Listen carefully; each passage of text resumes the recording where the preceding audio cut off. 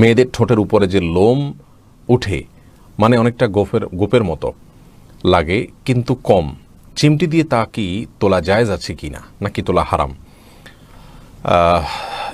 এর উত্তর হলো যে মানুষের শরীরে যত পশম বা লোম রয়েছে, যত চুল রয়েছে, সেগুলো 3 ভাগে বিভক্ত। কিছু আছে যেগুলো ফেলতে আমাদেরকে নির্দেশ করা হয়েছে, যেগুলো আবার কিছু আছে যেগুলো ফেলতে নিষেধ করা হয়েছে, আর কিছু আছে যেগুলো ফেলা না ফেলার পরে কোনো কথা বলা হয়নি। মৌলিকভাবে যেগুলো ফেলতে নিষেধ করা হয়েছে সেগুলো ফেলতে হবে, যেমন হজের সময় চুল ছোট করতে বা চাঁচতে বলা হয়েছে পুরুষদেরকে, মেয়েদেরকে ছোট করতে বলা হয়েছে। তারপরে গোপ, পুরুষদের জন্য গোপ ছোট করতে বলা হয়েছে।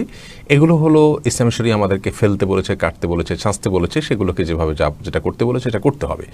আর কিছু আছে যেগুলো ফেলতে নিষেধ করেছে, যেমন মা বোনদের ব্যাপারে সহিহ বুখারী এবং মুসলিম একযোগে বর্ণনা করেছিল রাসূল করিম সাল্লাল্লাহু আলাইহি সাল্লাম মোতানাম্মেসা এবং মোতানাম্মেসাদেরকে লানত বর্ষণ করেছেন। অর্থাৎ যে সমস্ত মা বোনরা, মেয়েরা তাদের মুখের বিভিন্ন পশমকে তারা তোলেন, ব্রু প্লাক করেন, সেটা আপনার ব্রু প্লাক হতে পারে, অন্য কোনোভাবে হতে পারে, এগুলোকে ইসলামী শরিয়াতে হারাম ঘোষণা করা হয়েছে এবং রাসূল করিম সাল্লাল্লাহু আলাইহি সাল্লাম লানত বর্ষণ করার কথা বলেছেন। তার মানে এটা কঠোরভাবে নিষিদ্ধ, অতএব এগুলো কাটা নিষেধ।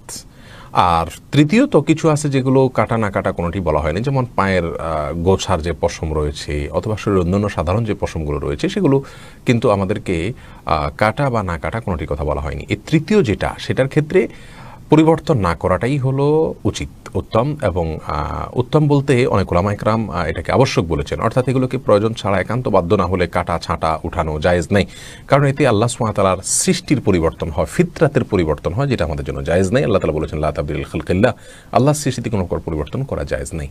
যাই হোক, বিনা প্রয়োজনে।